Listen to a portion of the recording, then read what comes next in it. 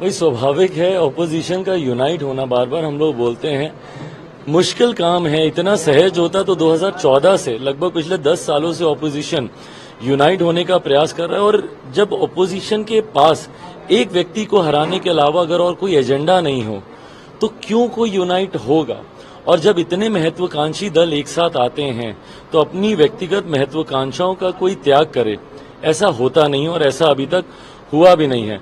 बहरहाल बार बार इनकी डेट बदल रही है। पटना की बैठक यहीं पे मुख्यमंत्री जी ने घोषणा की थी हिमाचल को लेकर, फिर शरद पवार जी ने बोला कि बेंगलुरु में होगा। अब होता है नहीं होता है ये विपक्ष की चिंता है। महाराष्ट्र में जो हुआ क्या कहेंगे उस पे? भाई महाराष्ट्र में जो हुआ उस पर क्या कहना जो है वो सबके सामने है, पर हाँ उसकी चिंताएं बिहार के भी कुछ दलों को होनी चाहिए। जब असंतोष होता है पार्टी में तो इस तरीके की परिस्थितियां सामने आती हैं। और आज की तारीख में बिहार में अगर देखा जाए तो एक बहुत बड़ा असंतोष जनता दल यूनाइटेड के नेताओं के बीच में है।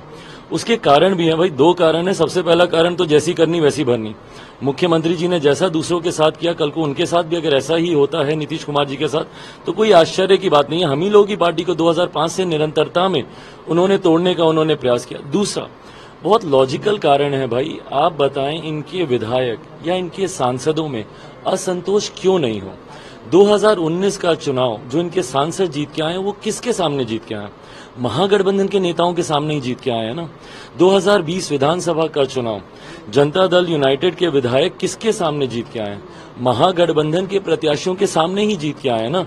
तो ऐसे एक एक लोकसभा सीट पर महागठबंधन के भी प्रत्याशी और जनता दल यूनाइटेड में दोनों अलग इसलिए बोल रहा हूं क्योंकि 2019-20 में मुख्यमंत्री जी एनडीए के साथ थे तो महागठबंधन के अपने मजबूत दावेदार हैं। ऐसे में मुख्यमंत्री जी की पार्टी के भी दावेदार हैं। लोकसभा में भी यही समस्या है, विधानसभा में तो एक असंतोष की परिस्थिति है, एक अनिश्चितता की परिस्थिति है। इनके नेता, इनके विधायक, इनके सांसदों के भीतर उनको नहीं पता कि उनको वो सीट मिलेगी कि नहीं।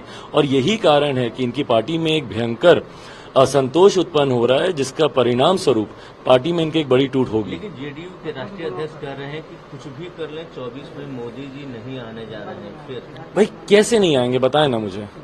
आपके पास क्या ऐसी रणनीति है मोदी जी का विरोध करने के अलावा?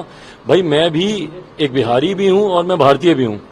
अगर मैं नरेंद्र मोदी जी के अलावा किसी और को अगर मैं वोट करने के लिए सोचूं तो मुझे उनकी रणनीति तो पता हो, उनकी नीति तो पता हो, उनका विजन तो पता हो। मुझे तो मेरे मुख्यमंत्री का बिहार को लेकर क्या विजन है यही नहीं पता।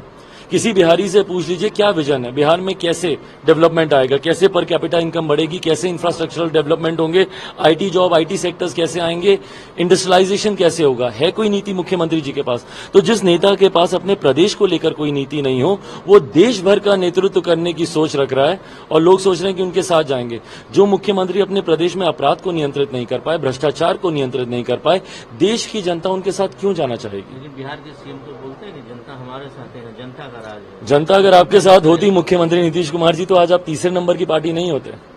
जनता अगर आपके साथ होती तो आपको लाठी का इस्तेमाल हर समस्या के समाधान के लिए नहीं करना पड़ता।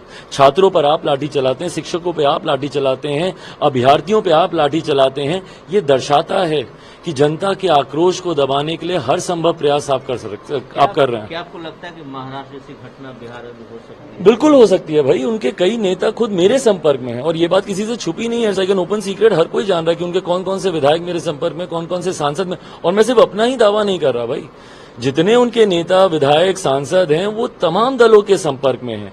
हर कोई अपने भविष्य को सिक्योर करना चाहता है, वो सबके संपर्क में। और वो जानता है कि जनता दल यूनाइटेड पार्टी का ही अब कोई भविष्य नहीं है तो उनका उसमें रहकर क्या भविष्य होगा।